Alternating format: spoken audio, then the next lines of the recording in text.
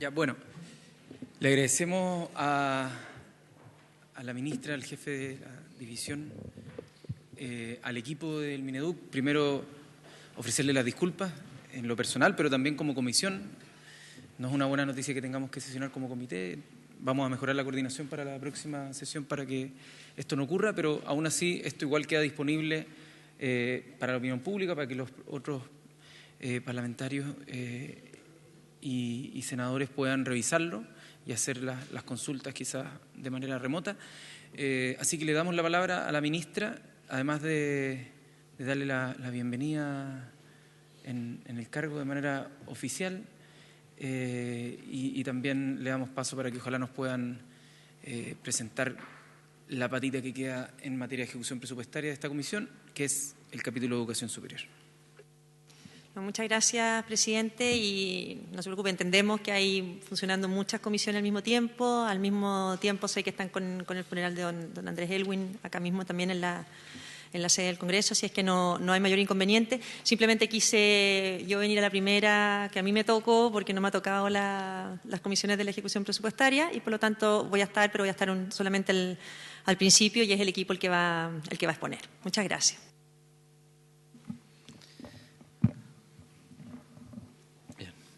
Muy buenas tardes.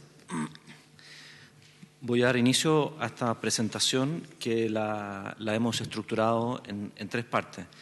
En primer lugar, vamos a hablar de la implementación. Si pudiera, señor Vargas, identificarse para el acta. Sí, Juan Eduardo Vargas, jefe de División de Educación Superior, Ministerio de Educación. Bien. Como venía diciendo, esta presentación se estructura en tres partes. Primero vamos a hablar de la implementación de las reformas aprobadas. En segundo lugar, nos vamos a referir brevemente a los proyectos de ley que hemos ingresado. Y por último, ya vamos a dar cuenta propiamente tal de la ejecución presupuestada. Sí, perdón, sí. Aquí hay 5 copias.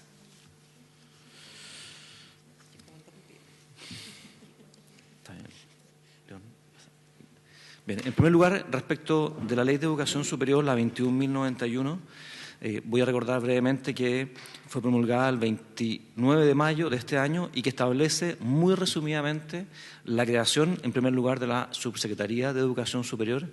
En ese sentido, lo que establece es la transformación o el paso de la División de Educación Superior a la Subsecretaría de Educación Superior. En segundo lugar, establece también la creación de una superintendencia de educación superior, que es la que va a fiscalizar que las instituciones cumplan con la normativa vigente.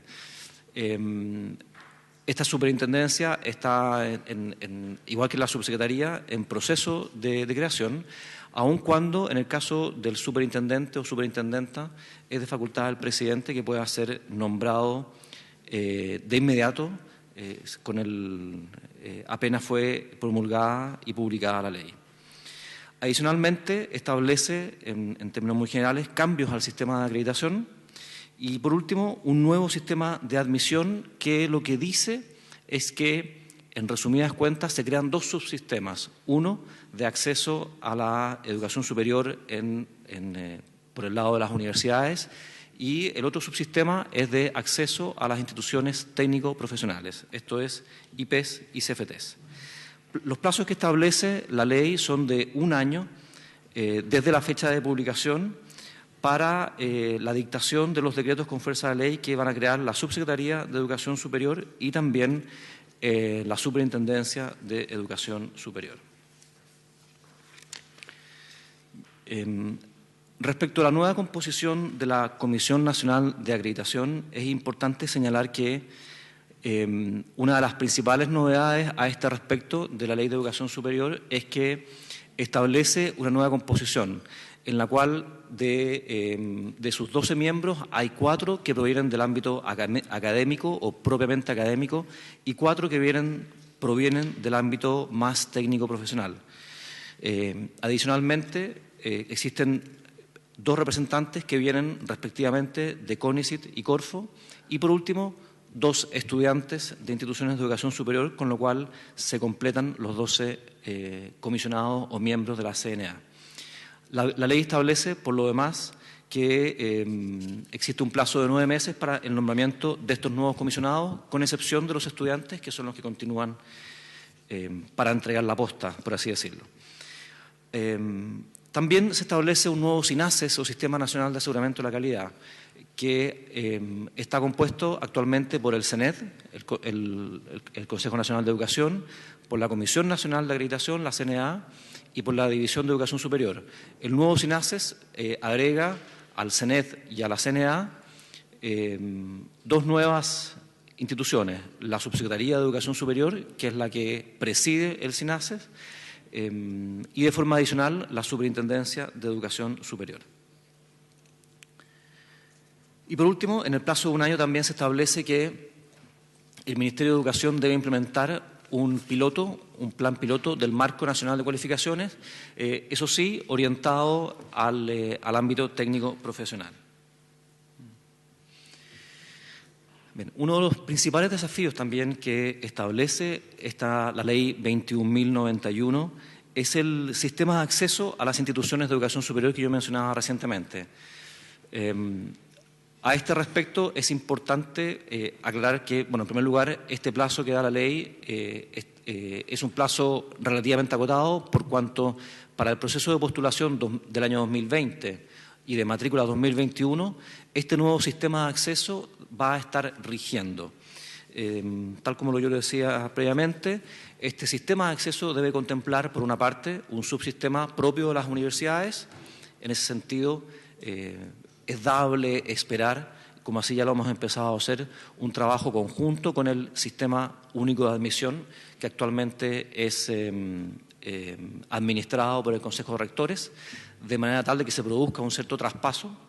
Y, por otra parte, se debe crear un nuevo subsistema de acceso a la educación técnico-profesional, que eso va a ser por completo novedoso.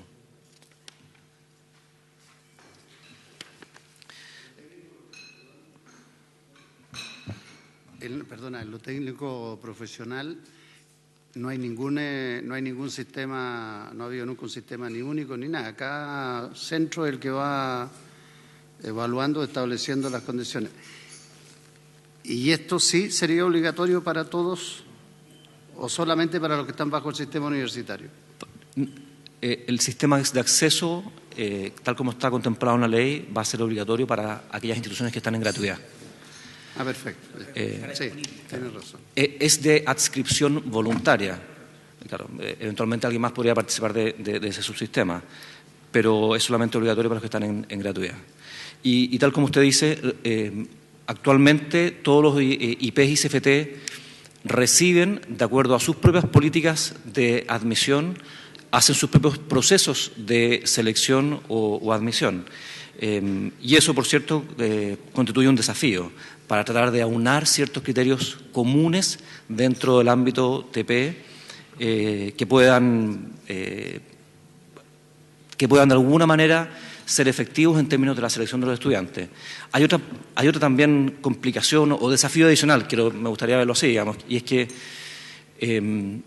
debemos construir un subsistema de selección dentro del ámbito técnico-profesional para un subsistema que se define a sí mismo, en términos generales, como no selectivo, como inclusivo. O sea, va a ser difícil, no digo que vaya a ser imposible, pero es un poco paradójico que tengamos que establecer criterios de selección para un sistema que se define a sí mismo como inclusivo. Pero bueno, es parte de lo que con creatividad y, por supuesto, viendo también algunos ejemplos en otros países del mundo, podremos establecer y, por cierto, en conversación con todas las instituciones que están adscritas a gratuidad. En cuanto a la política de gratuidad, bueno, ya se consagran oficialmente, por así decirlo, en la Ley de Educación Superior, pero es importante señalar que hay un elemento fundamental, que es el cálculo de los aranceles regulados. Actualmente el arancel regulado existe, se calcula sobre la base de lo que ya el arancel de referencia establece, pero lo que la ley mandata es que se forme una comisión o un comité de expertos a los cuales la Subsecretaría de Educación Superior va a proponer bases técnicas que van a definir cuál va a ser exactamente este arancel regulado.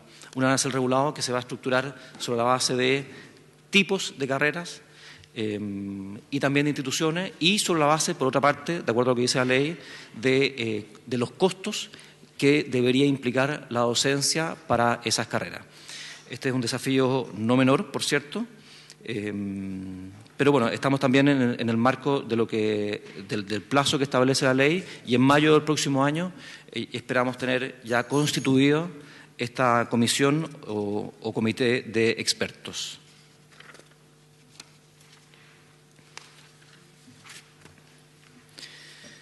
Bien, referente a la Ley de Universidades Estatales, Universidades del Estado, la 21.094, establece una serie de hitos que aparecen detallados ahí. 6 meses, por ejemplo, para el funcionamiento del Consejo de Coordinación de Universidades Estatales. Además, a partir de un año de hecha la publicación de la ley, el presidente debe dictar un estatuto general que contenga normas relativas a la organización, gobierno y atribuciones de estas universidades.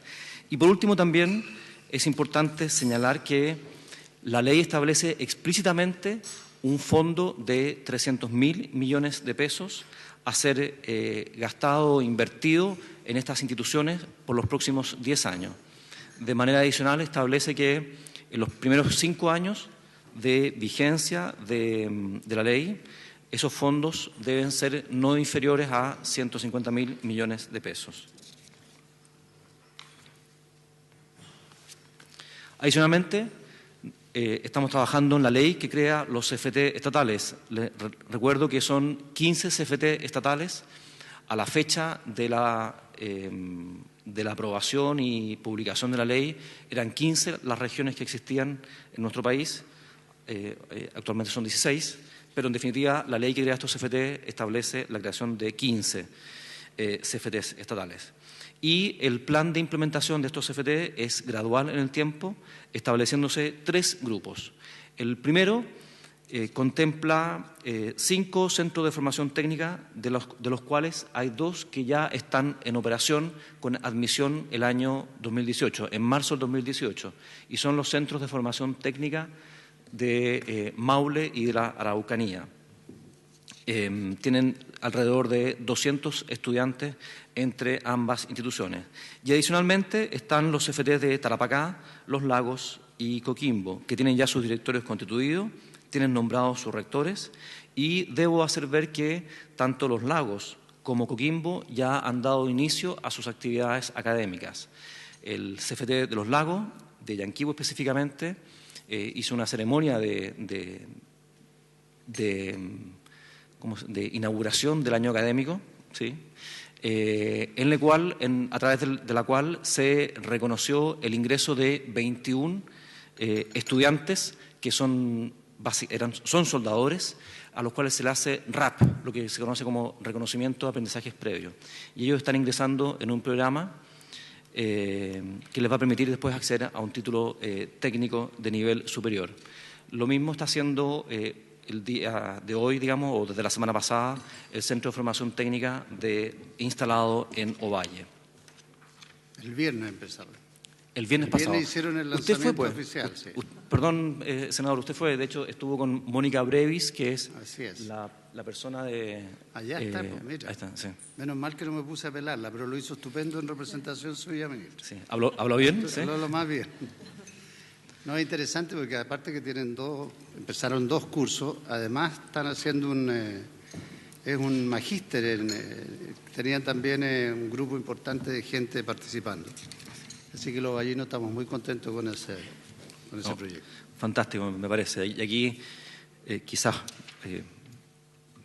vale la pena insistir en que el desafío propio de estas instituciones es que evidentemente depende del emplazamiento de cada uno de ellos, pero que se conviertan en referentes, pero por sobre todo que en aquellas zonas donde no exista una oferta, ellos puedan constituir una oferta interesante para la región y para la zona, por cierto, y si no, en el caso de ya existirlo, que sean un buen complemento a lo que ya existe, de manera tal de que en términos de pertinencia los estudiantes que salgan de estos centros de formación técnica puedan ser finalmente un verdadero aporte a la región.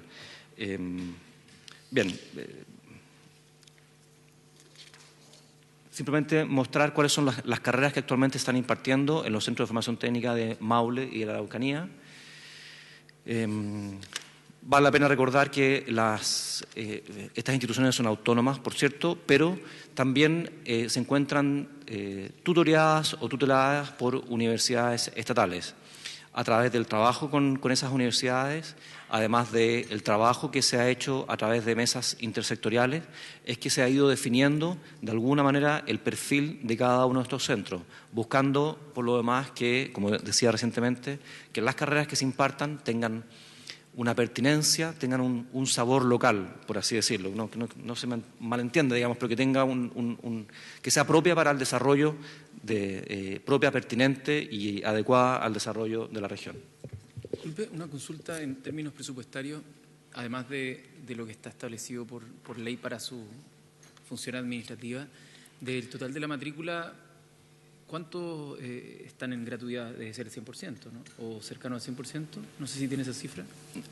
No la tengo aquí a mano, pero sí es un porcentaje, quiero recordar, no sé si alguien lo puede tener por aquí a mano, un porcentaje relevante. Sí. Sí, no sé si. ¿Cuánto es? Más del 85%. Gracias, Mónica. Ahora, claro, pero con esos volúmenes de estudiantes es un ingreso muy marginal, por cierto. El segundo grupo ya cuenta, el CFT de Valparaíso y el de Los Ríos ya cuentan con sus respectivos rectores. Debo recordar que en el caso de Valparaíso, la mesa intersectorial, o lo que se acordó finalmente, es que el emplazamiento de este centro de formación técnica iba a ser y va a ser en San Antonio. Ahora bien, queda abierta la posibilidad, y se está haciendo un estudio de factibilidad para que se abra con posterioridad una sede en los Andes.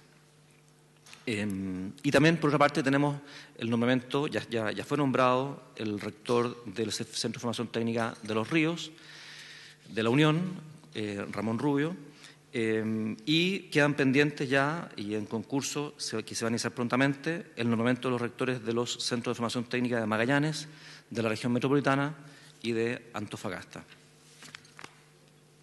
Por último, mencionar que el grupo 3, que tiene contemplada el inicio de actividades académicas entre el año 2021 y el 2022, están en la parte de diseño preliminar con estudios que están haciendo las universidades que se encuentran tutelando estos procesos. Así que, pero estamos absolutamente en los plazos establecidos. Y en este grupo quedan los centros de formación técnica de Atacama, de Arica y Parinacota, y adicionalmente los de Aysén, O'Higgins y Biobío.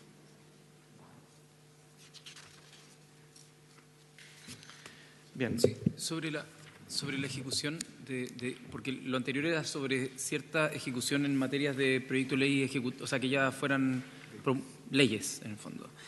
Yo tengo dos consultas, a no ser de que vayan después y me espero. Una sobre la ley, sobre el CAE, sobre la ejecución presupuestaria del CAE, que no sé si va a ir acá mismo después, ¿sí? Y otra sobre la ley 20.800 y su ejecución presupuestaria para los casos de universidades o instituciones de educación superior que estén en crisis, y sobre todo ahora que estamos en una contingencia con respecto a ARCIS, Universidad Iberoamericana, y también, bueno, el rezago de lo que es la Universidad del Mar. Quisiera saber, no sé si van a estar posteriormente. Ya, me espero entonces. Bien, más adelante. Bien, en cuanto a los proyectos presentados por la actual administración, yo creo que son bastante conocidos y muy brevemente voy a simplemente mencionarlos y sin mayor detención. El primero es el proyecto de ley que expande la gratuidad para alumnos pertenecientes al séptimo decil en centros de formación técnica e institutos profesionales que cumplen con los requisitos establecidos en el proyecto de ley. Esta medida, tal como fue indicado en su oportunidad, beneficiaría a 13.000 estudiantes y tiene un costo aproximado de cerca de 20.000 millones de pesos. Está trámite en el Senado. Por otra parte, también hemos presentado... ¿Sí? Presidente, ¿puedo? Sí, una consulta. Yo no estoy en la Comisión de Educación, pero de lo que he leído es en este proyecto donde no se incorporó el séptimo decil para los CFT que están dependiendo de universidades. ¿Y se van a incorporar? En universidades, sí. Perdón, sí. La pregunta es respecto de los alumnos que estudian carreras técnicas en universidades o respecto de los CFTs que no están acreditados. Porque también ha sido un tema el de los CFTs de las universidades. Efectivamente, los estudiantes de carreras técnicas o profesionales sin licenciatura que estudian en universidades no están incorporados en este proyecto de ley.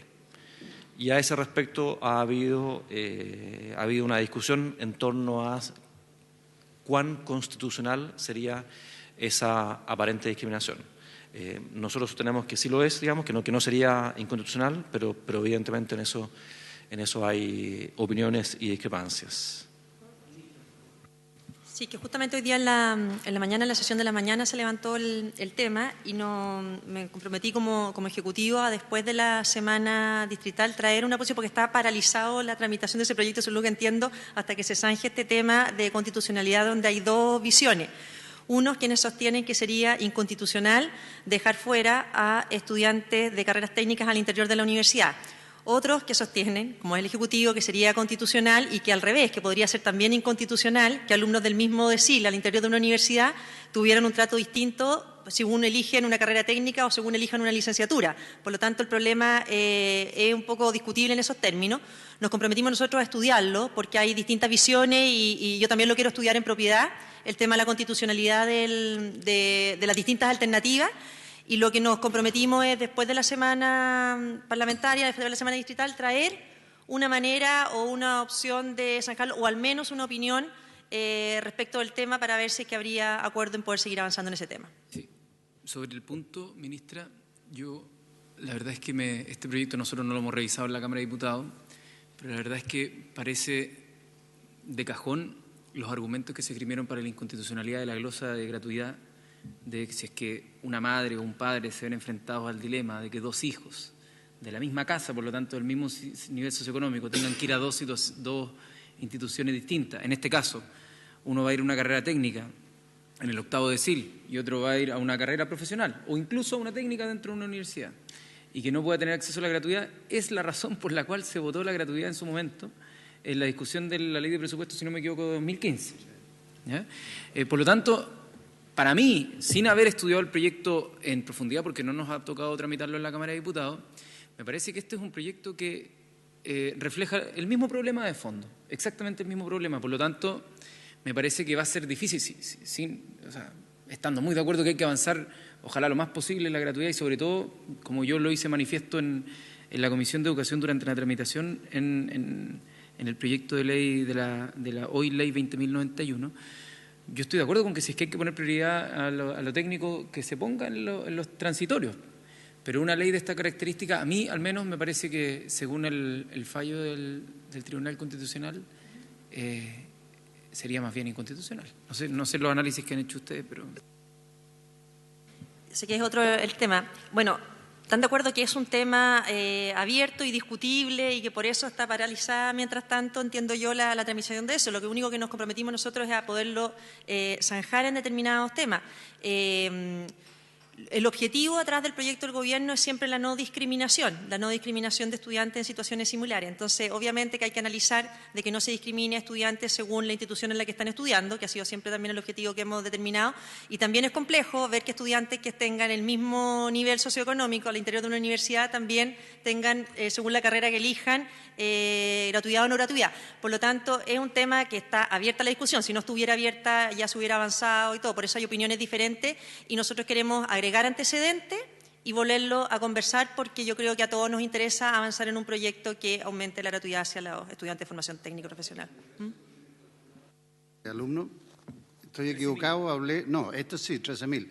Pero los que no estarían accediendo, ¿eran 4.000 o 5.000 hablaban? No. Pues más que eso. No, las cifras exactas es 2.058. 2.058. Sí. Es que en alguna parte como que apareció la cifra vinculada a los...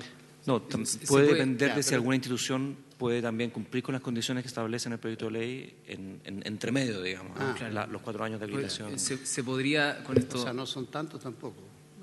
para que sigamos... Son altos y no... ya. Sí, no, para que sigamos avanzando, pero también para dejar un antecedente, se puede dar el incentivo extraño al menos de que alguien cuyo nivel socioeconómico esté en el decil 8 y que tenga buenas notas y que aspira a una carrera universitaria, en vez de querer entrar a un crédito, ingrese a una carrera técnica. Entonces, pueden darse paradojas solo por no tener liquidez para entrar y no querer entrar a un crédito. Entonces, creo que es un proyecto que puede tener problemas en su tramitación y por lo tanto, bueno, no sé, esperar la semana subsiguiente cuando llegue con los antecedentes la ministra y la decisión del Ejecutivo.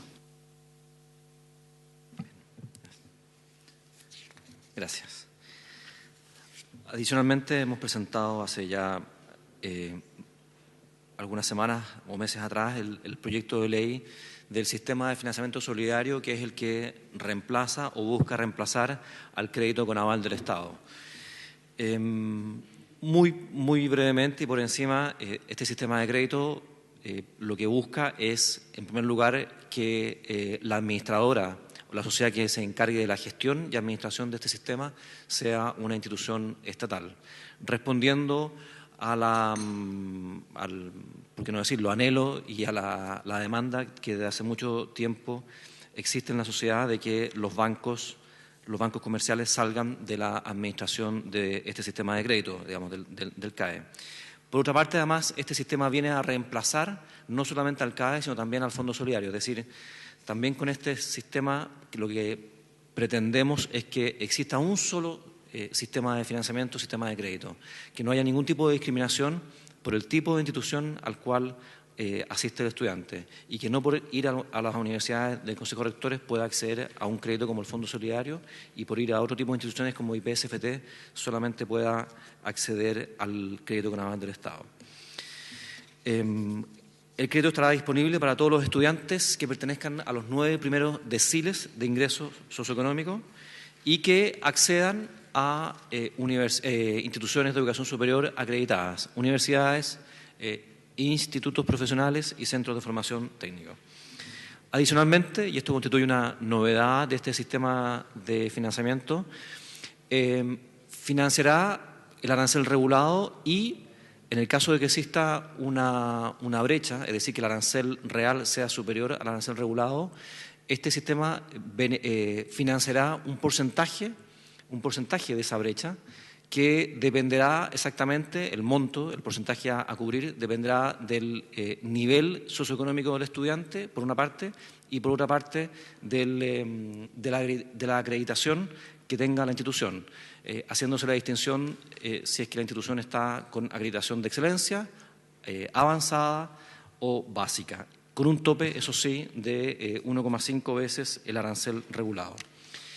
El crédito también se define es un crédito blando, entendiendo por eso que es un crédito que tiene una tasa de interés subsidiada de un 2% anual, real anual, que establece que el estudiante no va a pagar más allá de 180 cuotas de 15 años, dependiendo del monto del financiamiento. Si el financiamiento es un monto acotado, como puede ser el caso de algunos estudiantes que pierdan la gratuidad, en ese caso probablemente el plazo será inferior.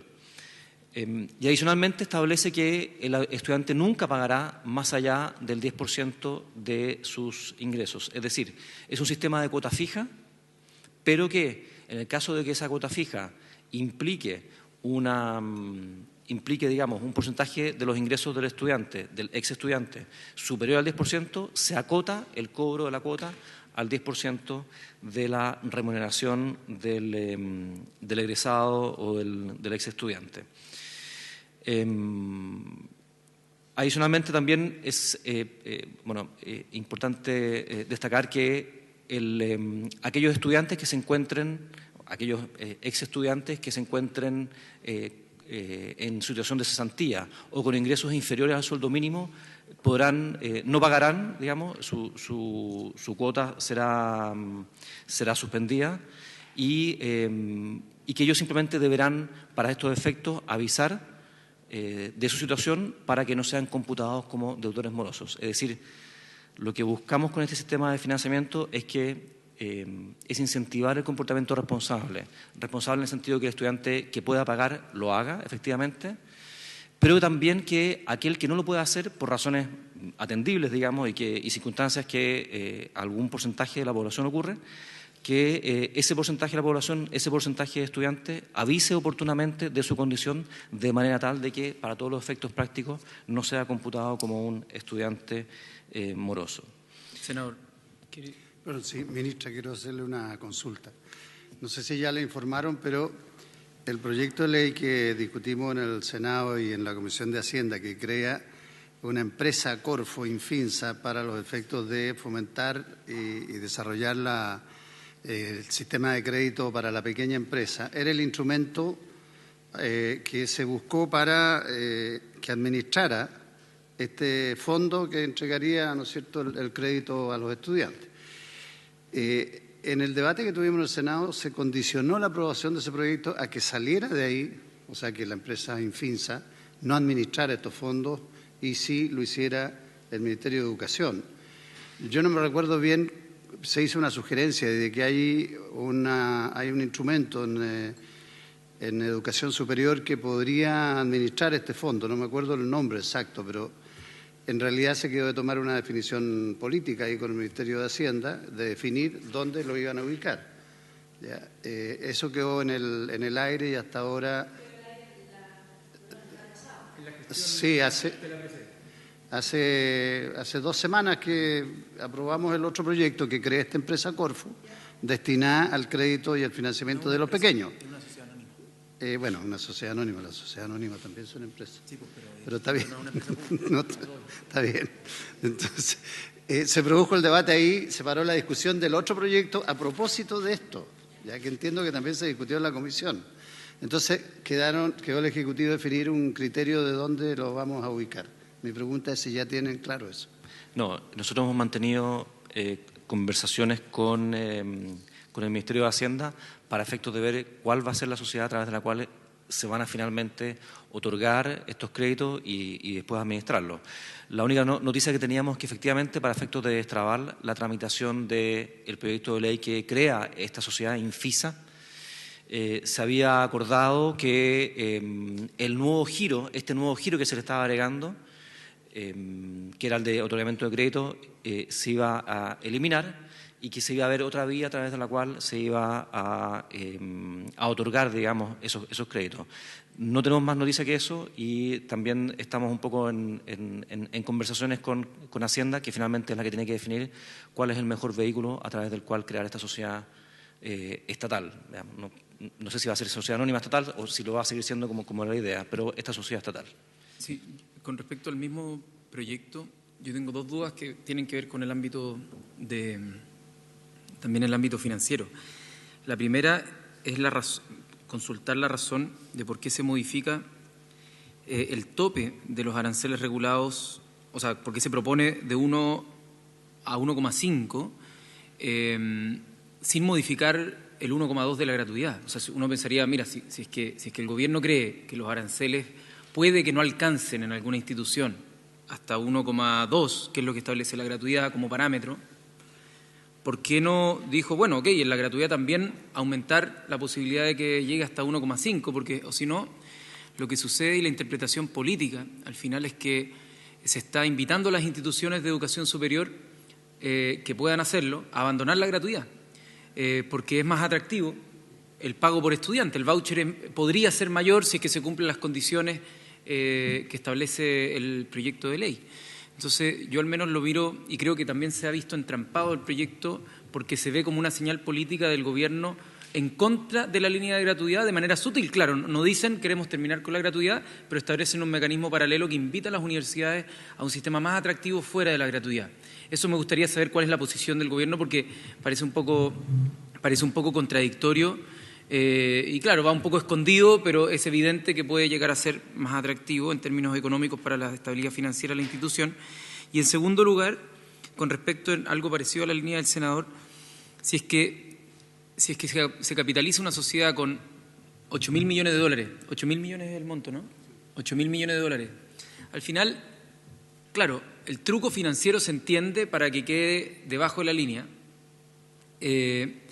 pero eso para todo efecto el Estado va a tener que salir a buscarlo a través de la deuda o a través de algún mecanismo para poder inyectarle estos 8.000 millones de dólares que posteriormente puede o no recuperar. Son activos, efectivamente, son activos por cobrar, pero sabemos que el principio del crédito está basado en que es deficitario, no es para buscar utilidad. Entonces, ¿cómo una sociedad anónima que tiene por fin el generar utilidades excedentes va a asumir activos que por definición son deficitarios? Entonces, genera una contradicción que debería más bien asumirse por un servicio público por definición, que no necesariamente es excedentario, que por una sociedad anónima que lo que busca es que tenga superávit, es buscar la renta, la utilidad, por más que sea pública.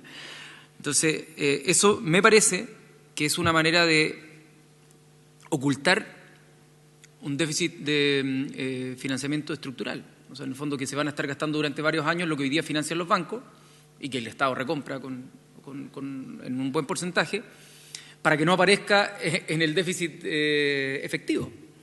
Entonces, ¿cómo? Es para eso, porque si no va a llegar el FMI, va a llegar la OCDE y se van a dar cuenta del truco y van a decir, mire, le vamos a bajar la nota de crédito porque nos están tratando de hacer un truco de que esto está debajo de la línea, pero sabemos que es deficitario, entonces al final igual está en un estado más riesgoso que antes las cuentas fiscales. Entonces, a mí me parece clarito, y si es que a mí, que no soy un experto en economía, me parece clarito, me imagino que a la gente que está en las clasificadoras de riesgo también le va a parecer mucho más nítido. Entonces, no sé si están tratando de hacer el truco a las clasificadoras de riesgo para que no se den cuenta de esto, o van a explicitar en algún momento que esto es deuda del país, por más que esté abajo de la línea en una sociedad anónima capitalizada. Presidente, brevemente, antes de que el director de Educación Superior se refiera al resto del detalle. Este proyecto efectivamente se vio también y se está viendo en la sesión que tuvimos en la mañana acá en la comisión del Senado. No es un proyecto que esté entrampado, ni mucho menos. De hecho, yo le pregunté a la presidenta de la comisión cómo tenía ella estructurado los tiempos de esto, porque parece que hay todavía muchas sesiones de audiencias públicas. Hoy día vinieron dos personas. Y lo que nos comprometimos ahí es que hay ciertas cosas que ya han ido saliendo, que son de correcciones, en las que habrían ya aparentes consensos para irlas corrigiendo de manera paralela y ir avanzando en esa tramitación. Ahora, obviamente que hay una visión que puede ser distinta. Nosotros con este proyecto el objetivo es, por una parte, hacernos cargo de lo que dice la ley de la obligación de reemplazar el CAE. O sea, que exige que se reemplace por otro sistema de crédito y por lo tanto lo estamos reemplazando por otro sistema de crédito. En relación a la competencia o no competencia con la gratuidad, nos parece súper claro y lo hemos dicho en todos los tonos. La gratuidad está zanjada, está establecida y tiene su itinerario de instauración en los términos en que se zanjó y se aprobó en la ley que nos llega a nosotros y nos toca implementar. Con este sistema de crédito, lo único que estamos haciendo, y que no es menor, sino que eso es lo que también nos apura, es poderle dar una opción a la cantidad de estudiantes que hoy día no tienen gratuidad y que probablemente todavía se demoren mucho tiempo en poder tener esa gratuidad y por lo tanto les estamos dando la opción con un sistema de financiamiento más blando, sin discriminación y sin la presencia de la banca. Pero, ministra, con respecto a ese último punto, ¿por qué un monto mayor que el que establece la gratuidad y por qué no, si es que consideran que las universidades requieren un mayor financiamiento porque están deficitarias, bueno, el de la gratuidad también subirlo, porque si no se presta para decir, sí, mantenemos la gratuidad, está zanjada, como usted misma lo acaba de decir, pero al lado les ponemos una zanahoria mucho más grande si es que endeudan a los estudiantes. Y eso es lo que dice el proyecto, no es lo que digo yo, es lo que dice el proyecto. Entonces, creo que hay una interpretación política súper fácil de llegar, que a menos que nos digan, no, mire, ¿sabe qué? ¿Verdad? Vamos a modificar la gratuidad para que también pueda llegar a 1.5, uno dice, ya, son las mismas condiciones. Pero si no, es evidentemente una zanahoria mucho más grande para que las universidades se vean tentadas a dejar la gratuidad y pasen a estar en el sistema de crédito. Una cosa muy corta, pero si ese fuera el problema, lo podemos discutir más en detalle, si ese fuera el problema, le está cargando a este proyecto deficiencias que pueda tener el proyecto aprobado en torno a la gratuidad, porque si no, entonces, ¿qué hacemos? para que no se afectara ese proyecto, no nos hacemos cargo, no reemplazamos el CAE, no le ponemos buenas condiciones a los alumnos que hoy día no tienen gratuidad. Por lo tanto, hay que tener también cuidado en que no se le cargue a un proyecto que busca hacerse cargo de los alumnos que hoy día no tienen gratuidad, deficiencias que pueda tener la regulación en la forma en que quedó establecida la gratuidad. Entonces, ese es el equilibrio que hay que armar. Efectivamente, lo que nosotros hemos buscado simplemente en términos de diseño de este sistema es crear un financiamiento que sea lo mejor posible desde el punto de vista del estudiante. O dicho de otra manera, hoy por hoy constatamos que existe un número no tan menor de estudiantes que deben enfrentar una brecha que se produce entre el arancel real y la cobertura a la que ellos acceden a través del CAE o a través de la mezcla de ayudas estudiantiles a las cuales puedan acceder. Esa brecha en algunos casos es significativa e implica muchas veces el endeudamiento del propio alumno, probablemente no, pero sí de sus familias, afectando en definitiva a un grupo que nosotros creemos que está fuertemente radicado en la clase media. Entonces, lo que sinceramente estamos buscando con este sistema es tratar de hacer lo más llevadero posible la mochila para esas familias. Ahora bien, eso es en términos de diseño. Cuando se hace la comparación 1,2 contra 1,5, también hay que decirlo, es injusta. ¿En qué sentido? En que las instituciones que están adscritas a gratuidad gozan también de aportes de otro tipo, aportes basales, que más que compensan, en muchos casos, también las universidades privadas adscritas a gratuidad también tienen un fondo, el fondo de 7.000 millones de pesos. Está bien, uno podrá discutir si es suficiente o no, pero no deja de ser, digamos. Vamos a ver, aparece también en la información de más adelante. Pero no es una comparación que uno pueda hacer vis a vis, digamos. Hay que hacer alguna pequeña distinción. Y lo otro también es que no es esa. Los fondos de gratuidad van directamente a las instituciones. Los fondos, así como están propuestos en este sistema, es que van a las instituciones, pero las instituciones deben asumir dos tipos de garantías que son onerosas. Y eso es importante recalcarlo. ¿Cuáles son las garantías que debe asumir la institución? Por una parte, la garantía por deserción, que es igual, idéntica a la que actualmente establece el CAE y que ha funcionado muy bien en términos de generar incentivos para que las instituciones no simplemente se dediquen a aceptar alumnos sin preocuparse por su adecuada, digamos, inserción en la educación superior y su evolución dentro de ella, por una parte. Y por otra parte hay una garantía que es nueva y que implica un costo para las instituciones, y es la referida a lo que excede el arancel regulado. Es decir, aquella institución que acepta un estudiante que venga con un financiamiento superior al arancel regulado, pongamos de 1,4 veces el arancel regulado, la institución debe ser garante de lo que exceda el arancel regulado, de la mitad de lo que exceda el arancel regulado. Es decir, esos 0,4 de arancel regulado, la institución se hace garante de 0,2. O sea, tiene un costo para ella. No es un aporte, entre comillas, sin más, como lo establece la gratuidad. Eso en términos generales, respecto a la primera pregunta. Y la segunda, por supuesto que aquí falta un actor importante, que es Hacienda, digamos. Hacienda finalmente tiene la última palabra respecto de cuáles son los vehículos óptimos a través de los cuales generar esta sociedad que otorgue el financiamiento y que administre el sistema de crédito. Cuanto puedo decir yo es que, en primer lugar, los 8.000 millones de dólares son los que se establecen en el informe financiero como el monto máximo, hipotéticamente máximo, que implicaría, suponiendo que todos aquellos estudiantes que están actualmente con CAE se traspasen al nuevo sistema de financiamiento, lo cual no parece, digamos, es un supuesto. Está bien, DIPRES debe cumplir con su rol de ser lo más conservador posible, pero evidentemente es un supuesto excesivamente conservador. En cuanto al tipo de sociedad que debe administrar esto, nosotros aquí estamos completamente llanos y entendemos finalmente que este es el rol del Ministerio de Hacienda más que el del Ministerio de Educación, definir cuál es el vehículo óptimo, si es un servicio autónomo, si es una sociedad anónima. Eso será materia que ellos deberán definir. Pero compartirá conmigo que una sociedad que tiene por objeto el generar excedentes como una sociedad anónima difícilmente pueda cumplir el rol si es que su operación es deficitaria. Y es más bien de generar un subsidio, o sea, un crédito que no es rentable, o sea, no genera nunca por sobre de lo que gasta. No sé si compartirá conmigo eso. Me imagino también la sociedad anónima podrá buscar minimizar pérdidas, digamos, que en este caso es un poco lo que se tiene en mente, dado que esto, como usted bien dice, presidente, va a tener pérdidas sistemáticamente, digamos, dado que hay un subsidio involucrado. No sé si hay algo más, digamos, en términos de definir si es una sociedad anónima o si es un servicio autónomo. ¿No? Lo desconozco, presidente. Senadora Proboste. Muchas gracias. Preguntarle a la ministra respecto de la ejecución del presupuesto.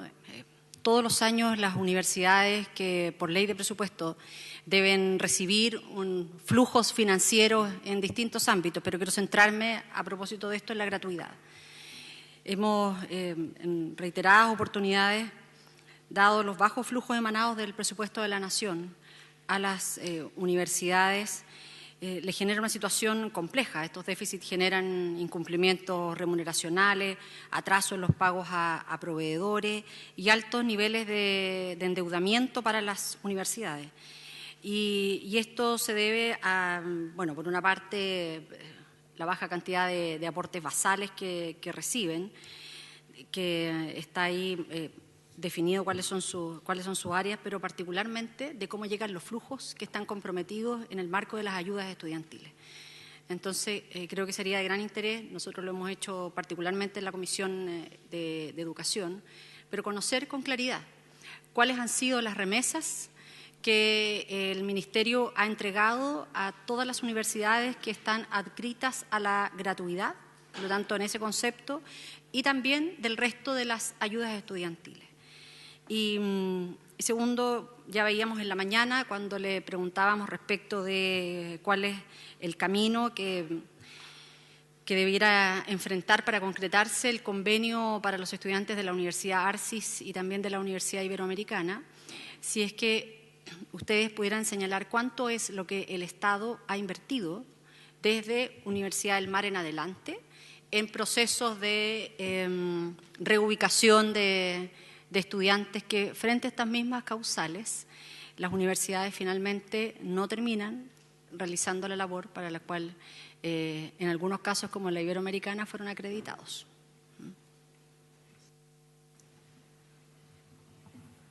Senadora, por su intermedio, presidente, ahora justamente viene la etapa de la explicación de la ejecución presupuestaria. Yo soy una niña adelantada, entré al colegio a los 4 años. Yo sé, pero y además aprovecho de darle las disculpas por su intermedio que di al inicio de la sesión, porque yo tengo que irme ahora, estuve al inicio. No tuvimos mayor inconveniente en poder funcionar como comité sin quórum, pero yo desgraciadamente ahora tengo que irme a otra actividad que estaba, pero había querido estar en la primera parte de la sesión y todo lo que sea el detalle de la ejecución presupuestaria, entiendo, supongo, que lo trae el director de Educación Superior. Así que muchas gracias.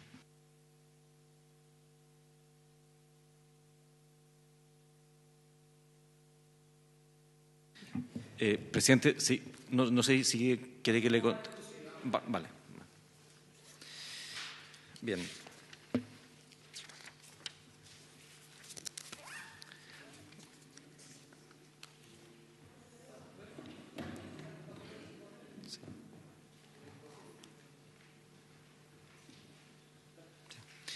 Pasamos ahora a la última parte de la presentación, la que dice relación directamente con la ejecución presupuestaria de la División de Educación Superior.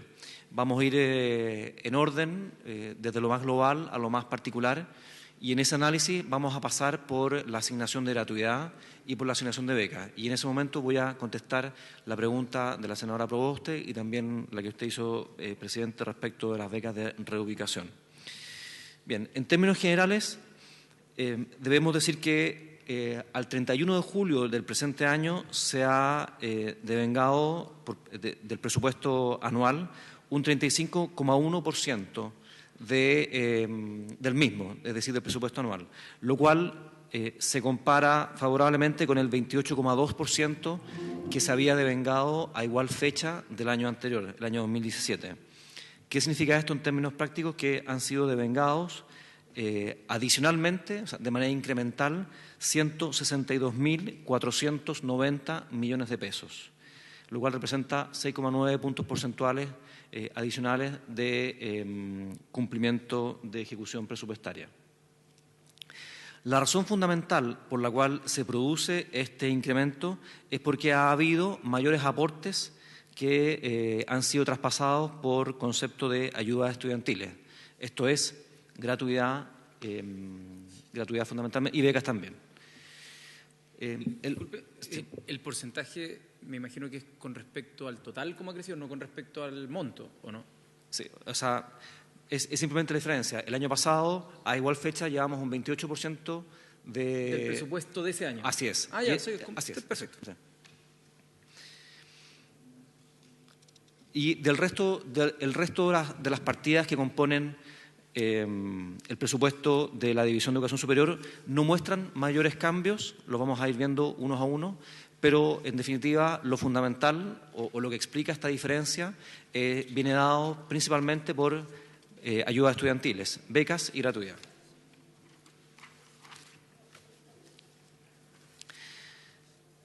Con relación al aporte fiscal directo e indirecto, es importante señalar que estamos en términos muy parecidos a los del año pasado.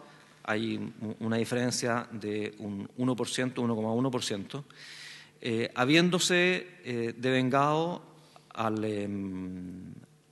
31 de julio de este año 156.000 millones de pesos, quedando un saldo de 80.000 millones, aproximadamente 81.000 millones por devengar. Esto representa un 65,9% de la ejecución presupuestaria del año 2018, lo cual es levemente inferior a la ejecución presupuestaria a igual fecha del año pasado. A este respecto es importante también decir que el decreto del 95% del aporte fiscal directo ya está tramitado y se está distribuyendo. El 5% es el que está en revisión actualmente en el Ministerio de Hacienda. Por otra parte, respecto al aporte fiscal indirecto, es importante señalar que este es el último año.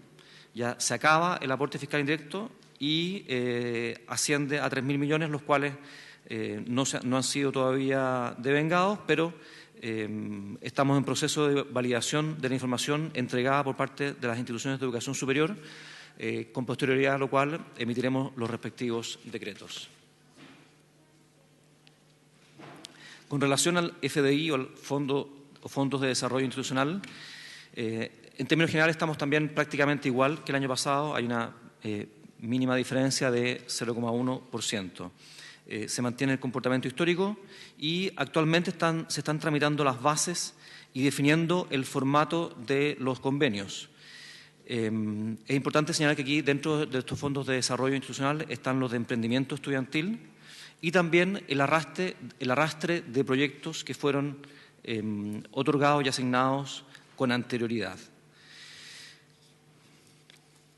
También en estos fondos de desarrollo institucional están contemplados los fondos a los que las universidades que se conviertan en tutoras de universidades en cierre, esto es lo que esperamos, la Universidad Católica del Maule, por una parte, y la Universidad de Santiago, puedan acceder. En el entendido, vamos a ver después la asignación por becas, en el entendido de que las becas de reubicación o de continuidad de estudios no son suficientes en términos económicos para llevar de buena forma adelante el cierre de una institución. Es decir, si solamente dependiera de las becas de reubicación, los fondos disponibles para darle cierre a la institución no son suficientes. Y es por eso que nosotros tenemos que recurrir a estos fondos para poder darle curso de buena manera a esos procesos tan sensibles. Sí, si le pudiera consultar, ¿cuál de todos los FDI que están acá es de donde... O sea, ¿de cuál de todos los fondos de desarrollo institucional emanan esos recursos para los convenios?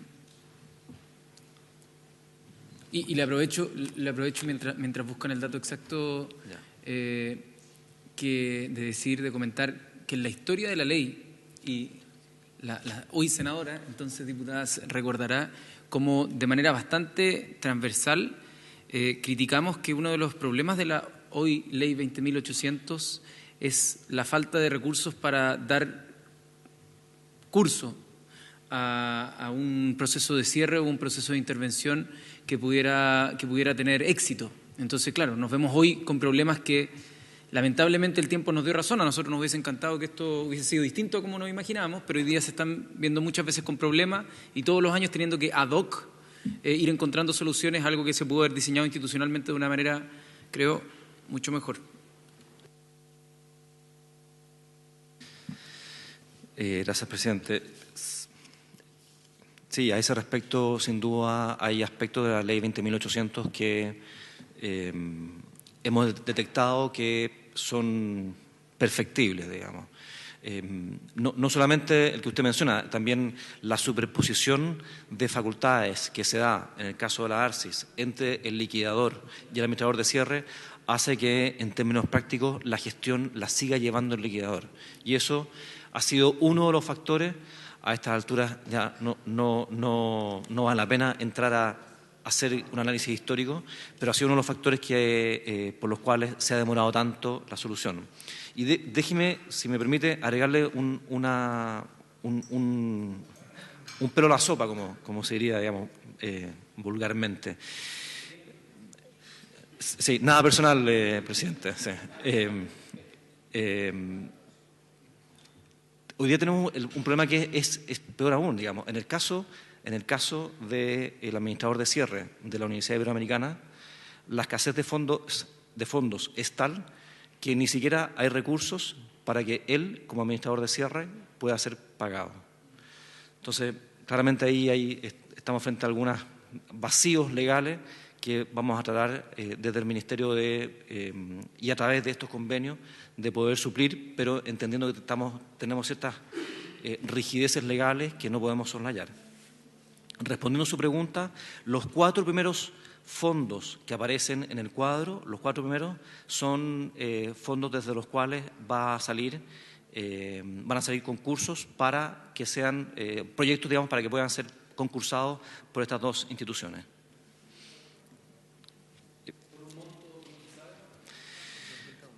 $2.000 millones cada uno. Eso es. Aproximadamente. Bien, sigamos. Adicionalmente, perdón. Con relación al apoyo a la innovación de la educación superior, debo señalar que este es un concurso que se estableció para las universidades con acreditación de 7 años, precisamente para que realicen procesos de innovación y que en términos de ejecución estamos a niveles muy similares, iguales prácticamente que los del año 2017. Actualmente las bases del concurso se encuentran en tramitación en la Contraloría General de la República. Fondos destinados a la educación superior regional, aquí no hay absolutamente ninguna diferencia respecto al año pasado, no ha habido devengamiento de los fondos. Hay que señalar que son fondos destinados a las 22 universidades regionales del CRUCH, agrupadas en AUR, digamos la agrupación de universidades regionales, y que la distribución de estos fondos se hace por criterios preestablecidos. Actualmente se está trabajando en la definición de los formatos de los convenios previo a la distribución. ¿Qué criterios son? ¿Estos no están definidos por ley o están en la glosa de presupuesto? Reglamento. Están en reglamento, sí. Pero el reglamento pueden ser modificados. O sea, ¿los criterios ustedes consideran que son sí, o sea, como todos los criterios, presidente, admiten algún tipo de revisión, digamos. Estos criterios fueron trabajados con la agrupación de universidades regionales. Uno de los criterios que recuerdo en este momento, no los tengo todos a la mano, pero aquí también Martín me puede ayudar, es la distancia geográfica que existe respecto de Santiago. No sé si medían de qué manera, me imagino que en kilómetros, pero son criterios que fueron trabajados y consensuados con la agrupación de universidades regionales y por tanto responden a un consenso que ellos mismos consideran es razonable para la distribución de estos fondos. Bien.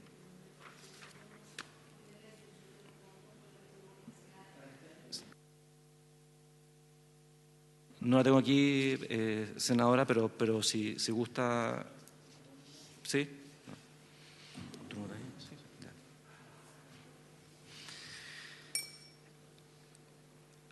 Bien, respecto al plan de fortalecimiento de universidades estatales, aquí es importante mencionar que estamos hablando de... este es el primer año en el cual ya empieza a regir el plan de fortalecimiento que se establece en...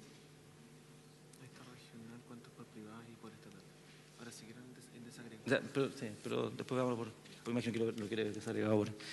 Perdón, presidente. Este es el primer año que empieza a regir ya el plan de fortalecimiento como está establecido en la ley de universidades estatales, y a este respecto es importante señalar que, bueno, de los 14.000 millones todavía no ha habido devengamiento de alguno de fondos, igual que el año pasado. Se les pide, durante el mes de agosto se les pide proyectos a las universidades estatales en virtud de los cuales después se va a hacer la ejecución y la asignación. Se está trabajando en la determinación de los montos a distribuir y en la definición de los formatos de convenio previo a la distribución.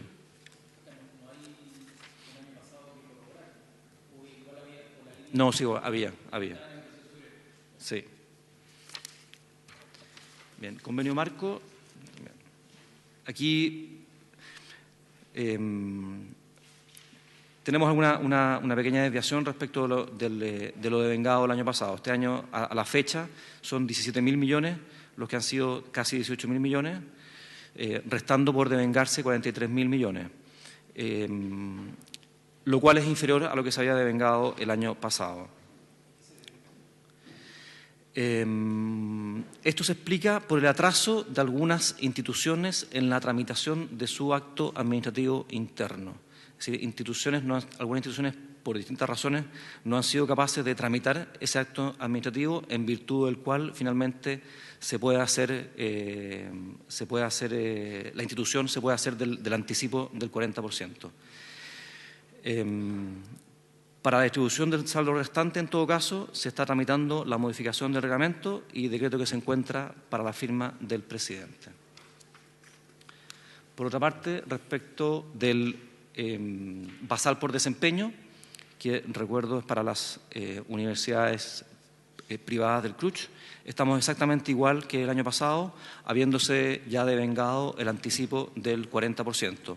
El reglamento para la distribución del saldo, esto es del 60%, se encuentra en Hacienda. Adicionalmente, respecto del Fondo de Internacionalización, que recuerdo es para universidades con acreditación de 7 años, la ejecución no muestra variaciones, básicamente porque el año 2017 esta partida no existía, existió previamente el año 2015. En todo caso, el reglamento que determina la forma de distribución de este programa se encuentra en Hacienda. Proyectamos su distribución en los próximos meses. Este es el fondo que conversábamos hace un rato, presidente. Este es el fondo que está destinado a universidades privadas que están adscritas a gratuidad. Hay un incremento importante respecto del monto de este fondo. Este año asciende a 7.000 millones, casi 7.100 millones, con los cuales estamos algo atrasados en términos de su devengamiento, pero el reglamento que determina la forma de distribución de este programa se encuentra en Hacienda y se proyecta su ejecución para los próximos meses. Eso. Sí. Ahora son... Sí, así es. Pasemos a lo... Perdón. Sí, vamos a gratuidad. Vamos al aporte por ayudas estudiantiles. Aquí es donde está la mayor diferencia positiva respecto de los fondos. Vienen de... A ver.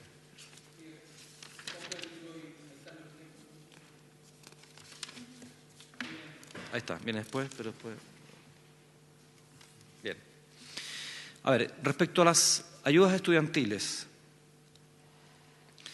los montos traspasados por gratuidad a las universidades ascienden a la fecha a universidades a 314.000 millones de pesos, lo cual se compara positivamente con lo transferido el año pasado en 109.000 millones. Con relación a la gratuidad para IPs y CFTs, lo devengado a la fecha es de 129.000 millones aproximadamente, restando por devengarse y asignarse 158.000 millones aproximadamente. La diferencia con respecto al año pasado es de 41.800 millones. Becas de educación superior, también tenemos un porcentaje de devengamiento de ejecución que es levemente superior al 40%, 41,6%, habiéndose ejecutado 111.000 millones de pesos a la fecha, al 31 de julio del presente año. Disculpe si lo sí. puedo interrumpir, porque es para tener mayor claridad de lo que se está comparando, porque la diferencia, la que está en la penúltima columna, diferencia de vengados 2018-2017, tiene que ver con el monto, me imagino, nominal de la diferencia de recursos. Eso no necesariamente, de ser un número positivo, representa un cambio presupuesto, o sea, un cambio porcentual, me imagino. O sea, porque lo que quiero entender, que es la pregunta que había hecho al principio, sí, pero ahora me surgió de nuevo por cómo se comentó, es que la diferencia de vengada como proporción de lo asignado presupuestariamente no necesariamente es una modificación en cuanto a la ejecución porcentual de la cartera. Entonces, hay veces donde otras reparticiones lo que traen acá es cuánto hemos gastado de lo que nos asignaron como porcentaje. Y eso se compara año a año. O sea, al 31 de julio del 2018, ¿cuánto está? Entonces, mi pregunta, para estar claro, quizás está todo el resto claro menos yo, es que eventualmente podría haber una diferencia positiva en cuanto está devengado en términos nominales, pero que hubiera 0% al lado porque es el mismo porcentaje el que se está tramitando. No sé si es que me explico. Sí, a ver, voy a tratar de explicar bien las cifras de la última línea del cuadro. A ver, lo que dice ahí es que el presupuesto vigente, el presupuesto del año 2018 es de 1.222.000 millones de pesos. Eso es, 1 millón de millones, digamos. Lo que se ha devengado a la fecha son 556.000 millones. Lo que falta por devengarse y por asignarse en la diferencia son 667.000 millones. Ya, ¿qué significa eso en términos de ejecución? ¿Cuánto ha sido ejecutado? 45,5%. Eso es año 2018. Ahora, aparece en la última columna una diferencia de ejecución. Dice, 2018, ¿cuál es la diferencia? Dice 6,5 puntos porcentuales. Es decir, el año 2017 a esta fecha lo que se había ejecutado es 45,5 menos 6,5. Es decir, 39,5 si las matemáticas no me fallan. 39,00. Ya, me fallaron las matemáticas. Bueno, no, pero 39%. ¿Y qué significa esto? Eso en términos de traspaso de fondo, que este año a esta fecha se han traspasado adicionalmente montos superiores a los del año 2017 por 160, en la penúltima columna, 160.000 millones de pesos. O sea, se han traspasado a esta fecha 160.000 millones de pesos más por concepto de gratuidad y becas, fundamentalmente. ¿Se entiende? No. Todo se entiende, menos la penúltima columna. O sea, la penúltima columna con respecto a qué, porque todas las otras cuando hay un 0, al lado está aparejado con un 0%, y cuando hay un 3, esa partida pudo haber tenido 20 millones más de presupuesto, 20.000 millones, y 3 como proporción del total de la torta puede significar que sea una ejecución menor. Entonces, ese monto creo que está un poco descontextualizado si es que no se tiene el monto asignado como presupuesto del 2017. ¿De cuánto creció esa partida? Ya, a ver, pero en este caso ocurren dos factores. Primero, la partida crece. Por eso no me dice tanto, como creció la partida, que se hayan gastado 159.000. ¿Cómo sé yo que eso es crecimiento en porcentaje? Porque son dos los elementos que yo le doy, presidente. Primero, no le dice nada. De hecho, podríamos haber asignado, no sé, menos, digamos, pero en este caso se asigna más, o sea, se presupuesta más, y adicionalmente, en términos porcentuales, entonces es un mayor porcentaje respecto de un mayor monto. Así es. Y por eso es que yo digo, el monto final traspasado es incrementalmente superior al del año pasado en 160.000 millones. Es decir, este año, al 31 de julio, se han traspasado adicionalmente, más que el año pasado, 160.000 millones de pesos por concepto de becas y gratuidad. ¿Cómo se explica esto? Bueno, corresponde básicamente a un pago de un mayor anticipo a las instituciones de educación superior. Hasta 50% para el caso de becas y hasta 60% para gratuidad, según lo señalado en la Ley de Presupuestos. Respecto a gratuidad y en lo que dice de relación con el saldo, a traspasar, el decreto que aprueba el arancel regulado se encuentra en la Contraloría General de la República y en el caso de las becas, estimamos que para agosto el comienzo del pago del resto de los recursos, puesto que los 2 decretos de becas que están en Contraloría estarían siendo tomados de razón en estos días. De todas las becas, digamos, bueno, vamos a ver ahora, digamos, Nuevo Milenio, beca Bicentenario, vocación de profesor, etcétera. De hecho, aparecen, presidente, en esta diapositiva, aparece ahí, para que se entienda un poco más de qué hablamos en términos de beneficiados, la cantidad de estudiantes que a la fecha han sido beneficiados de acuerdo a la asignación de gratuidad y de becas. Son 560.000 estudiantes, de los cuales 340.000 aproximadamente han sido beneficiados con gratuidad. Estas cifras van a variar un poco porque recuerdo que hay una última asignación el día 13 de septiembre, si mal no recuerdo. Bien.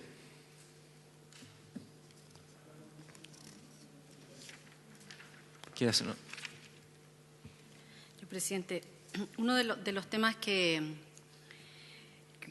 uno más constata en las universidades tiene que ver con la oportunidad de la entrega de los recursos.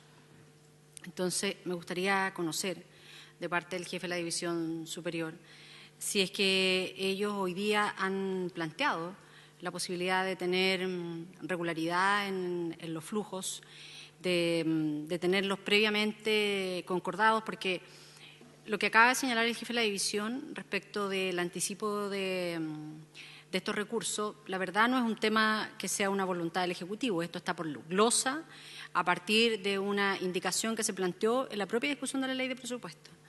Pero esos anticipos no son suficientes. Entonces, ¿qué es lo que ocurre hoy día?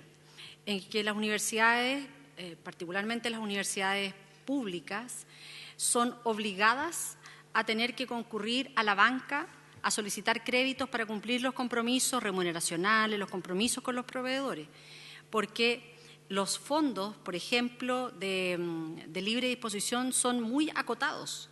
Uno de esos, como parte de este ejemplo, tiene que ver con el Fondo Solidario, que también nosotros le hemos preguntado en reiteradas oportunidades a la División de Educación, ¿cuánto es lo que hoy día tienen las universidades producto del Fondo Solidario? ¿Cuánto tienen allí guardado? ¿Cuánto tienen? Y la realidad es que ellos no pueden utilizar esos recursos del Fondo Solidario. Entonces, ¿qué es lo que pueden hacer? ¿Qué es lo que autoriza la ley? Que ellos puedan depositar esos recursos. Entonces van, depositan esos recursos y después el mismo banco les presta a las universidades plata, la que ellos tenían del Fondo Solidario, se la prestan y le cobran intereses. Entonces, estamos allí en una situación que realmente es muy, muy compleja y a mí me gustaría plantearle al jefe de la división y al equipo que ellos puedan evaluar esta posibilidad. Imagínate, estamos en el mes de agosto, ya casi finalizando el mes de agosto, todavía no están los convenios para los FDI, o sea, las universidades no tienen cajas para poder enfrentar sus compromisos financieros. Entonces, este es un tema que realmente requiere de un trato distinto por parte del Ejecutivo porque lo que es necesario es tener y asegurar flujos que sean ciertos y flujos que sean también previamente conocidos por las instituciones de educación superior.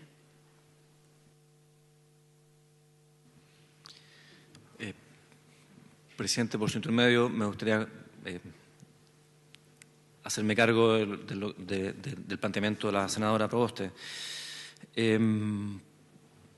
A ver, parto de la base que nos preocupa, digamos. Por supuesto que nos preocupa. No es de nuestro interés que nuestras propias instituciones, las universidades estatales en particular, sufran por un flujo de caja que no les sea entregado de una manera regular o al menos con cierta anticipación, conocida de antemano.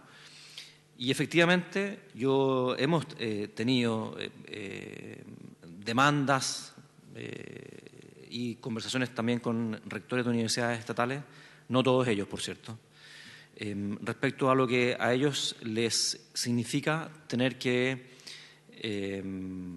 sobrevivir con recursos que eventualmente pueden atrasarse respecto a lo que ha sido su propia planificación presupuestaria. Nosotros queremos, y también aquí yo hago un reconocimiento a que en los últimos años ha habido un avance importante en términos de darle mucho más sistematicidad y periodicidad a estos adelantos.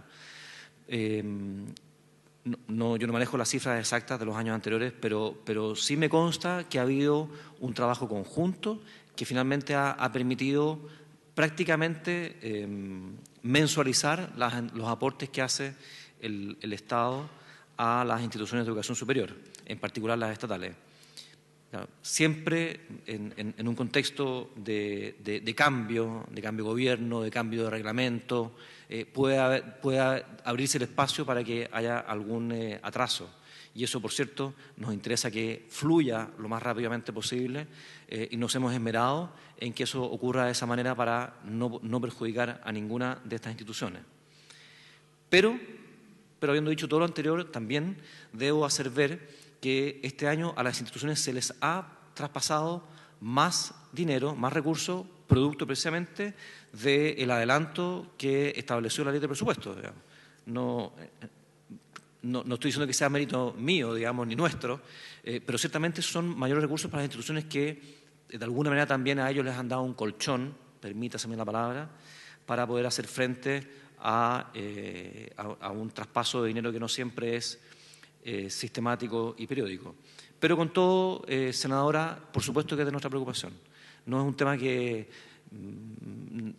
ha sido simplemente cuestión de que a veces son varias las partes que intervienen en la tramitación y en la ejecución presupuestaria y, por cierto, es necesario agilizar, planificar con mayor antelación todos estos procesos para que esto implique el menor costo posible para las instituciones de educación superior y, en particular, para nuestras instituciones estatales.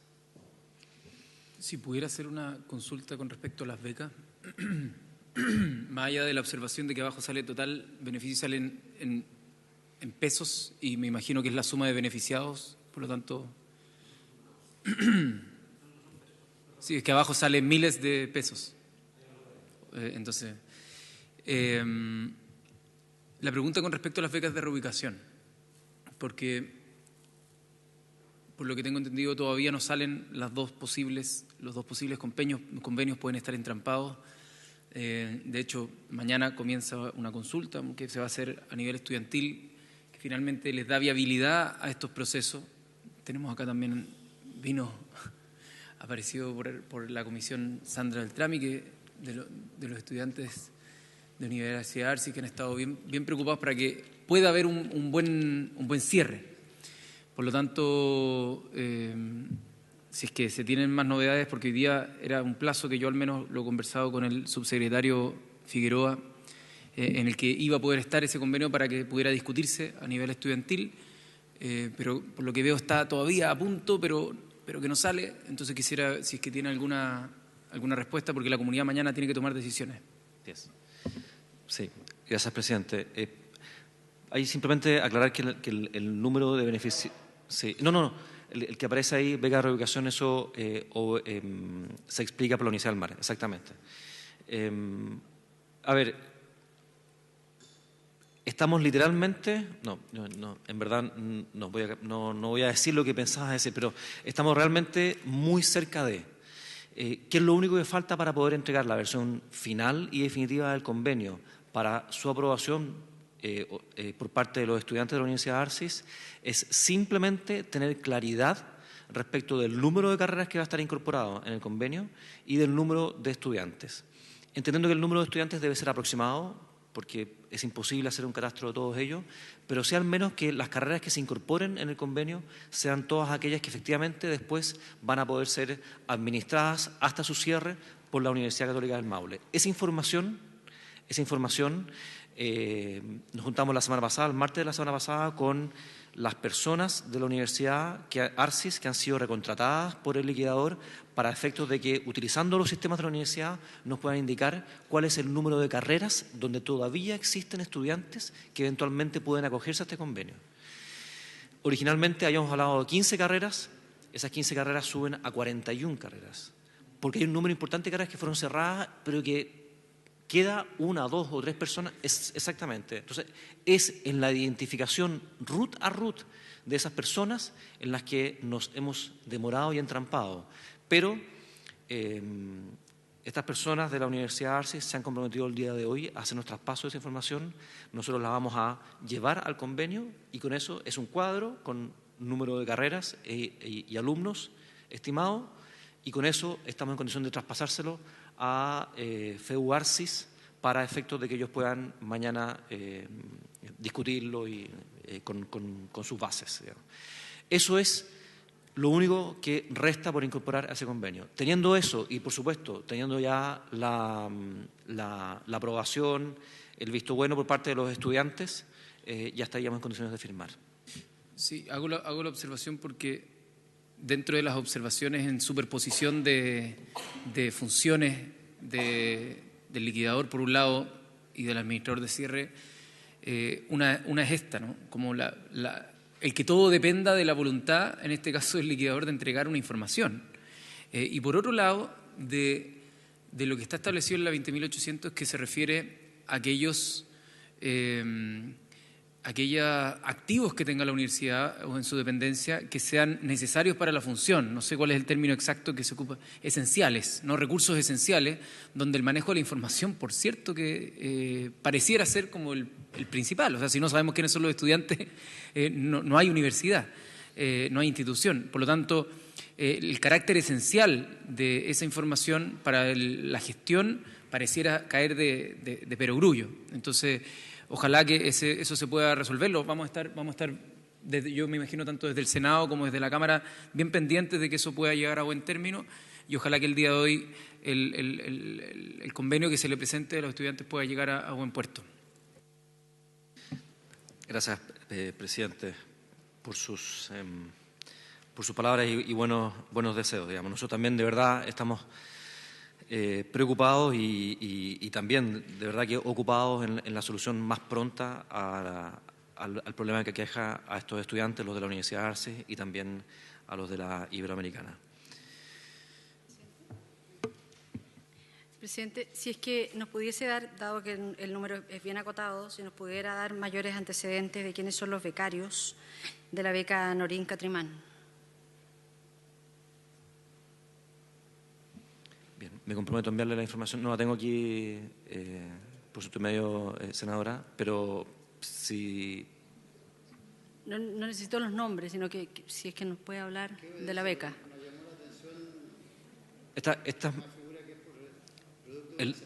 Así es, una sentencia de, si mal no recuerdo, aquí le pido a Daniela que me corrija, que la Corte Interamericana de Derechos Humanos. En virtud de esa sentencia es que el Gobierno de Chile se obliga a entregarle becas a los afectados por... Y esos son los... ¿Tienes tú la palabra?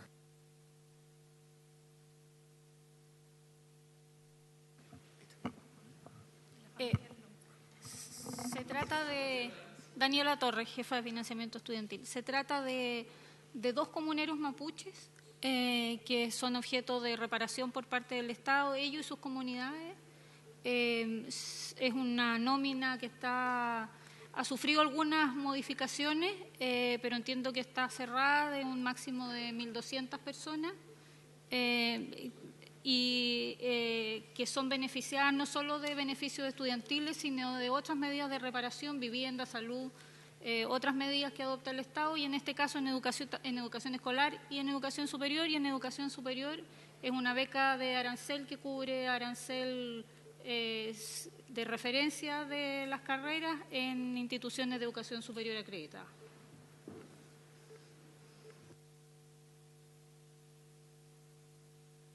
Efectivamente, está recién desde 2018.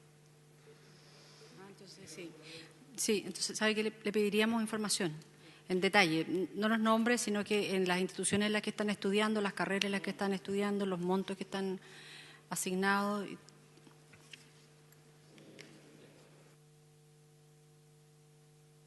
Bien. Gracias, presidente. Así lo haremos, senadora, y le enviaremos la información a la brevedad. Continuamos con el PASE, el Programa de Acceso y Acompañamiento Efectivo a la Educación Superior.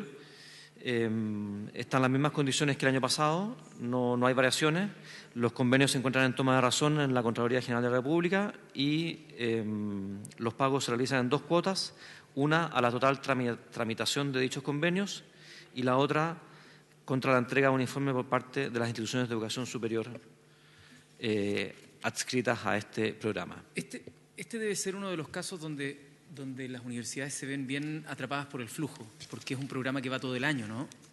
Donde se podría revisar una periodicidad, ojalá más continua y no tan discreta, porque lo que hacen este es uno de los programas que trata de generar más impacto en la desigualdad de acceso y no, o sea, se entrega todo a fin de año, entonces tienen que ejecutar, o ¿cómo lo hacen? ¿De dónde sacan los fondos para ir durante el año? ¿O siempre partió desde un presupuesto del año anterior? Porque si es que fuese así, si es que me asignan la plata en diciembre y con eso financio lo que está el año, está bien, pero quizás van todo el año atrasados. Entonces quisiera saber más detalles de eso. Sí, bueno, como usted dice, presidente, parte de la cuota del año anterior es la que financia lo que se realiza al año siguiente. Siempre se ha hecho de esta manera, sin perjuicio de lo cual, por cierto, digamos, siempre hay un espacio para la reconsideración en la medida y que exista la disponibilidad de caja para ello y que, por supuesto, que así sea acordado y definido. Eso. Bien. Pero no. Me parece que respecto a la comisión. Sobre el punto anterior, yo le pediría que el jefe de la división pudiera precisar con mayor detalle el tema, porque creo que es un poco complejo lo que acaba de decir, entonces prefiero que lo revisen y lo establezca, porque sería contravenir las disposiciones que acredite un gasto del año 2018 con recursos que eran de la ley de presupuesto del año 2017. Entonces tiene que haber otro mecanismo que es el que se está utilizando y que seguramente es el endeudamiento de las universidades, pero creo que sería importante que lo pudieran revisar.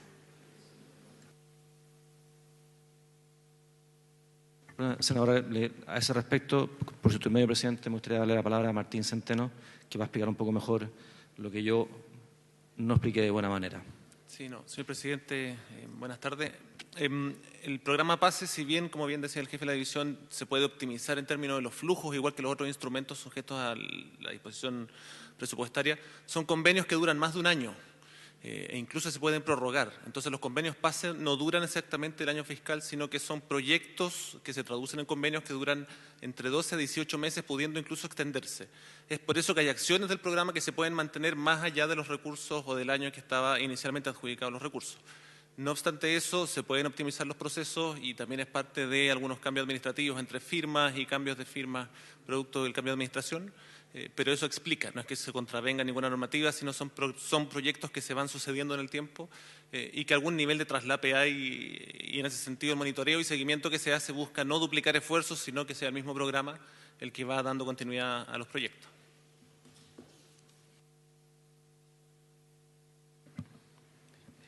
Gracias. Seguimos con lo que dice relación con la implementación de la rebaja en la tasa de interés al 2% del crédito naval del Estado y la compra de títulos y valores por parte del Estado como parte del sistema, digamos, que es a través del cual opera este financiamiento. No hay variaciones significativas respecto al año 2017 y hay que aquí, eso sí, resaltar que los programas de caja son definidos por la Comisión Ingresa en coordinación con la Dirección de Presupuestos. Sí, este es el punto que yo le hacía con respecto a Infisa, porque de aprobarse el proyecto que está hoy día tramitándose, que yo en la Cámara de Diputados haré mis críticas, pero espero que no sea aprobado tal cual como se ha presentado, esto desaparecería de la cartera. Y como la inyección de capital a una sociedad anónima, por lo que tengo entendido, no se contabiliza dentro de los egresos del Estado, sino como una capitalización, el Estado paradójicamente mostraría en sus cuentas fiscales que está gastando casi 550.000 millones de pesos menos que el presupuesto pasado, cuando igual lo está gastando. Y va a estar gastando mucho más porque tiene que cubrir todo el porcentaje que el Estado no le compra a la banca de los estudiantes de primer año y todo el flujo hacia atrás. Tiene que cubrir todas las matrículas de educación, todas las aranceles, hasta el monto que determine. Por lo tanto, ahí va mi pregunta sobre el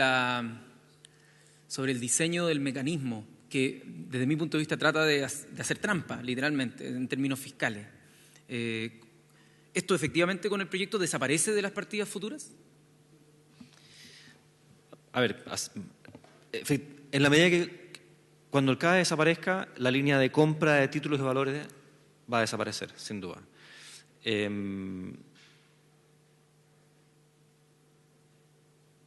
Salvo por aquellos créditos, por aquellos estudiantes que hayan entrado a estudiar con CAE y lo sigan haciendo hasta que egresen del sistema. Sí. La línea que dice relación con el subsidio a la tasa de interés, esa se mantiene hasta que tengamos estudiantes que... Así. Ahora, no me puedo hacer cargo de cuestiones que son más bien de contabilidad financiera del Estado. Lo que sí tengo claro es que al menos José Pablo Gómez, de la Dirección de Presupuesto, aclaró este punto, haciendo ver a la Comisión de Educación del Senado que no es tan cierto aquí, repito palabras, y aquí, presidente, perdone, pero de verdad no es un tema que yo me maneje, en el que yo me maneje, pero no es del todo cierto que uno pueda mantener bajo la línea para siempre un gasto de esta naturaleza. Es decir, que no es que el recurrir a una sociedad anónima sea para efectos simplemente de, entre comillas, esconder esa partida, que no quede como un gasto fiscal. No, aparentemente en algún momento del tiempo eso se sincera y aparece efectivamente como lo que es. Pero no le puedo dar una respuesta y ahí yo creo que es la Dirección de Presupuestos la que debe aclarar cómo funciona el mecanismo y si efectivamente hay una diferencia en términos de contabilidad, si es que la que otorga el crédito es una sociedad anónima o si es un servicio autónomo o algún otro tipo de institución. ¿Continúo? Bien, en el caso de la implementación de las nuevas instituciones estatales, se debe hacer ver que hay una pequeña variación positiva en cuanto al devengamiento de los recursos contemplados en la Ley de Presupuestos. Hay que mencionar, eso sí, que este es el último año de ejecución de la Ley 20.842 y que el monto que aparece En la primera línea, los 2.462 millones corresponden a la última cuota para infraestructura de la Universidad de Aysén. No se contemplan recursos para operación del año 2018 porque ambas instituciones ya están recibiendo aporte fiscal directo. Adicionalmente, los montos asociados a los centros de formación técnica estatales se entregan mediante decretos de transferencia y, durante el primer semestre se ha priorizado la entrega de recursos de operación. Y, por último, me gustaría indicar que el decreto que distribuye el capital para la Universidad de Aysén se encuentra tramitado. Así que es de esperar que en los próximos días ya pueda ejecutarse y transferirse a institución. Quisiera hacer una consulta al jefe de la división respecto del aporte fiscal directo. Mi comentario no va dirigido en el sentido de que por qué las universidades de O'Higgins y Aysén tienen más AFD que otras. Pero cuando uno mira los aportes nominales de AFD de O'Higgins y Aysén y los compara, por ejemplo, con el de Magallanes y el de la región y el de la Universidad de Atacama, vemos que hay una brecha muy grande. Entonces, insisto, estoy de acuerdo que la Universidad de O'Higgins y Aysén tengan una AFD en las condiciones que las tiene, pero ¿por qué no se establece como este piso también? Y particularmente recuerdo los datos de la Universidad en Magallanes y de la Universidad de Atacama.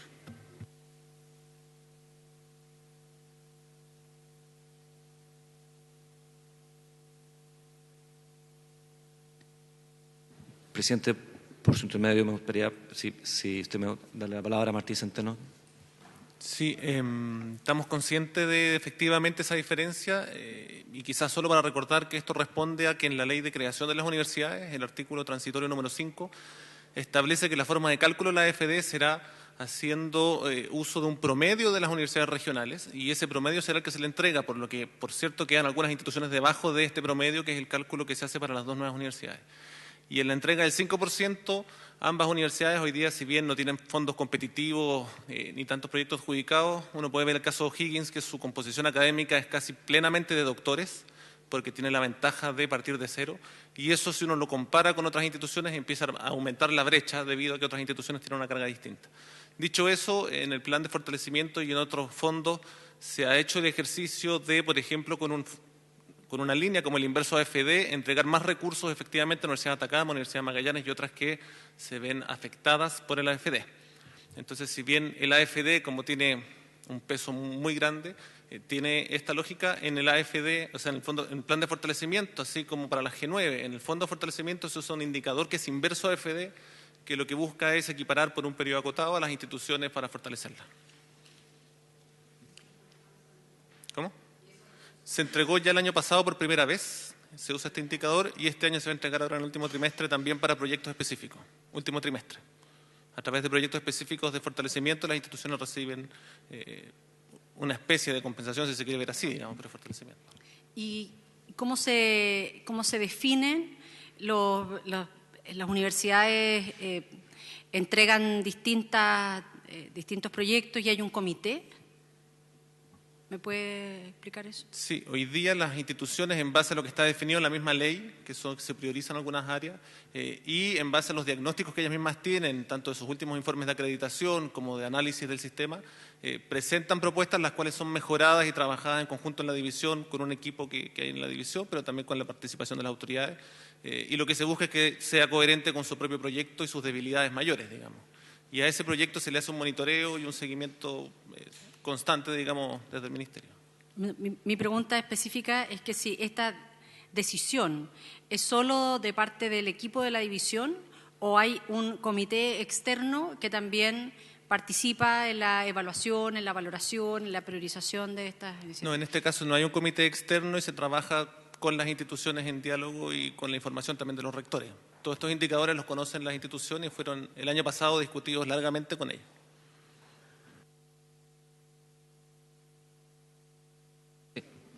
Esta es la última, presidente, y aquí simplemente mencionar que hay un bajo nivel de ejecución, pero la baja se explica porque el año 2017 se comprendía un monto superior de pagos asociado a arrastre de concursos de años anteriores.